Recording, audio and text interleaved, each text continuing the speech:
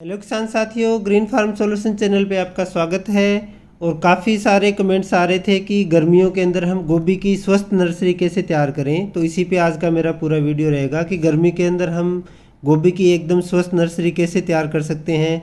उसके लिए हम कैसी मिट्टी का चुनाव करें, नर्सरी तैयार करने के लिए हम क्या क्या बेसल डोज में क्या क्या फर्टिलाइज़र उर्वरक डालें। इसके अलावा सबसे ज़रूरी चीज़ कि नर्सरी की मिट्टी को रोग और कीट मुक्त कैसे करें, यानी उसको स्टरलाइज कैसे करें, इसके ऊपर हम चर्चा करेंगे।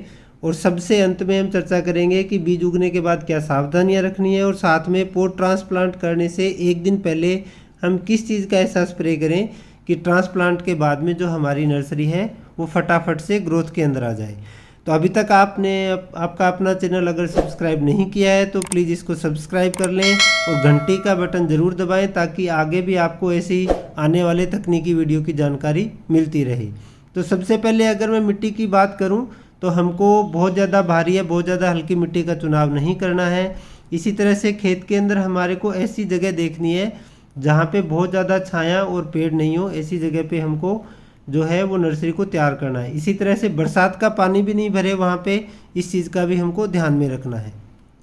इसके अलावा सबसे जो ज़रूरी चीज़ है वो है कि अगर हम गोबर की खाद डाल रहे हैं तो गोबर की खाद बहुत अच्छे से ट्राइकोडर्मा पेसिलोमाइसिस स्यूडोमोनास से ट्रीट करके डालें। नहीं तो मैं कहूँगा कि नहीं डालें, क्योंकि गोबर की खाद में सबसे ज़्यादा जो हमारी जो फंगस आती है, जैसे रूट रोट है, विल्ट है, स्टेम रोट है, इसके जो कीटाणु हैं, वो जो स्पोर्स हैं, वो गोबर की खाद में ही रहते हैं। तो या तो आप गोबर की खाद नहीं डालें, और अगर डाल रहे हैं तो बहुत ही अच्छी क्वालिटी के डालें, या फिर हम केंचुआ खाद का भी इस्तेमाल कर सकते हैं। ये मैंने कुछ यहाँ पे लिस्ट दी है जो हमको बेसल डोज के रूप में इनको यूज़ करना है, क्योंकि कभी कभी देखा गया है कि जब नर्सरी तैयार होती है उसमें उसके अंदर बहुत सारे न्यूट्रिएंट्स की डिफिशियंसी आ जाती है, जैसे DAP, SSP, polysulphate, micro nutrient, ये सब डाल सकते हैं। इसी तरह से इमिडाक्लोरपिड 17.8 SL या थायोमेथोक्साम 30 FS में से कोई भी एक हमको नर्सरी लगाने के बाद में 50 ml काम में लेनी है। अब हमको जो क्यारी बनानी है वो क्यारी लगभग हमारी 3 से 4 फीट चौड़ी होनी चाहिए। लंबाई हम हमारी सुविधा अनुसार रख सकते हैं। 3-4 फीट चौड़ी क्यारी का फ़ायदा ये होता है कि उसके अंदर अगर खरपतवार या कुछ ऐसा उगता है तो हम उनको अच्छे से निकाल सकते हैं। इस तरह से आप जैसे देख रहे हैं, इस तरह से हमको क्यारी तैयार करनी है। और उसके बाद में जो सबसे ज़रूरी स्टेप है वो है कि हमको इसको कीट और रोग मुक्त करना है। तो इसके लिए मैं कहूँगा कि बहुत सारे जो है वो डिसइंफेक्टेंट या सोल के स्टरलाइजेशन के लिए बहुत सारे केमिकल्स आ रहे हैं, लेकिन जो सबसे अच्छा है वो है सिल्वर हाइड्रोजन परऑक्साइड या H2O2 with nano silver content. इसका फ़ायदा ये है कि ये ऑर्गेनिक है, इसके कोई साइड इफ़ेक्ट नहीं है। इसका हम यूज़ करने के तुरंत बाद हम जो है वो हमारी नर्सरी की सोइंग कर सकते हैं। दूसरा, हम इसको नर्सरी सोइंग करने के तुरंत बाद भी यूज़ कर सकते हैं। तो दोनों तरीके से हम इसको यूज़ कर सकते हैं, बीज लगाने से पहले भी, बीज लगाने के बाद भी। बीज लगाने से पहले अगर हम यूज़ कर रहे हैं तो हमको 3 लीटर प्रति 100 वर्ग मीटर में इसको इस्तेमाल करना है। और अगर आप बीज लगाने के बाद इसको यूज़ कर रहे हैं तो 500 ml इसको यूज़ करना है। 150 लीटर पानी में मिला के हम जब बीज लगा दें उसके बाद पानी दे दें। पानी देने के बाद फिर इसको हमको डिब्बे या स्प्रे पंप से स्प्रे करना है। तो ये एक बहुत ज़रूरी स्टेप है, और ये हमारी मिट्टी में या हमने जो भी एक्टिविटीज़ की है उसके अंदर जितने भी कोई कीटाणु, फंगस, बैक्टीरिया, वायरस जो भी हैं, ये उन सबको किल करके हमको एक स्वस्थ जो पौध तैयार करने में हमारी मदद करेगा। बीज लगाने में सिर्फ इतनी सावधानी रखनी है कि एक साथ बहुत सारे बीज नहीं लगाने हैं, नहीं तो आपस में विद इन प्लांट्स जो है वो आपका कंपटीशन हो जाएगा। बीज लगाने के तुरंत बाद जो हमको उसको बीज को कवर करना है वो हम रेतीली मिट्टी प्लस जो कोकोपीट होती है प्लस उसमें ट्राइकोडर्मा, वर्मी कंपोस्ट मिला के उसका जो मिश्रण होता है उसे कवर करना चाहिए, ताकि हमारे बीज अंकुरण में किसी भी तरह की परेशानी नहीं आए।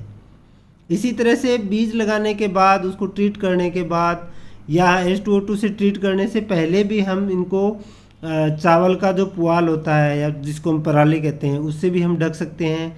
इसके अलावा हम जो जूट की बोरी है, जैसा आप यहाँ पे देख रहे हैं, इनसे भी हम इनको ढक सकते हैं। इसका हमको फ़ायदा ये मिलेगा कि हमारी जो नमी है वो बराबर नमी हमारी मिट्टी में बनी रहेगी, और इससे जो हमारा अंकुरण है जो पौध का वो बहुत अच्छा होगा। इसके बाद में क्योंकि गर्मी का मौसम है और अगर बहुत ज़्यादा तेज़ धूप है या बरसात है तो उसको बचाने के लिए हम इसके ऊपर झोंपड़ी नुमा स्ट्रक्चर बना के उसको ग्रीन या जो वाइट शेड नेट आता है उससे हम कवर कर सकते हैं। ग्रीन शेड नेट बहुत ज़्यादा इस्तेमाल नहीं करना है क्योंकि कभी कभी इससे अंदर लाइट इंटेंसिटी बहुत कम हो जाती है तो उससे हमारी पौध एकदम से बहुत ज़्यादा बढ़ने लग जाती है। तो आप वाइट शेड नेट का इस्तेमाल करें। अगर आपको वाइट शेड नेट नहीं मिल रहा है, ग्रीन शेड नेट मिल रहा है, तो ऐसे में फिर सिर्फ ग्रीन शेड नेट को दोपहर में ही लगाएं। जैसे 11-12 बजे से लेके 3-4 बजे तक ही उसको कवर करके रखें, बाकी समय में उसको हटा के रखें ताकि हमारी जो पौध को है वो प्रॉपर सनलाइट मिल सके। इसके जब हमारी पौध उग जाए तो हमको उसके ऊपर से जो जूट की बोरी और वो है उनको हटा देना है और समय समय पे उसको आवश्यकता अनुसार पानी देना है। इसी तरह से उसमें अगर कोई खरपतवार उग गए हैं तो उनको हमको निकालना है।